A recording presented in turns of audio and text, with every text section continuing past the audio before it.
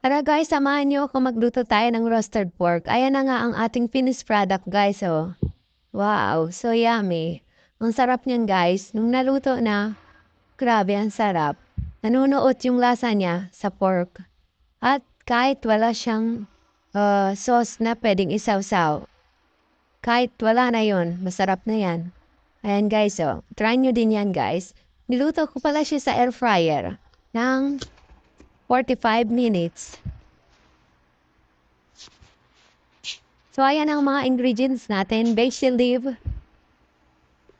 At naglagay din para tayo ng konting oregano, paprika, basil leaf, at ng pepper, at ng konting asin, at magic sarap konti lang. At iyan ang ating pork. Kalimutan ko palang sabihin na naglagay din para ako ng konting oil doon para mag-mix ang ating ingredients. Hinalo-halo nating mga ingredients, imamasage lang natin sa ating pork guys.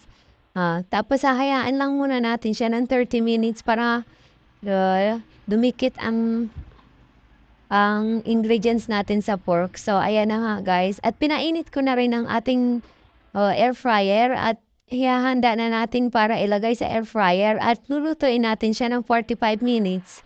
Ayan. Kita nyo guys. At ayan ang finished product niya guys.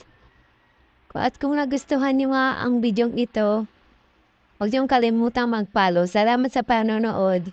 Yan kasi guys, medyo pagod ako. Kaya pag, pag mga ganyan ang luto ko, pagod tayo maglaba. Kaya yan, medyo yung easy-easy lang. Yung hindi masyadong kailangan ng oras sa pagluluto.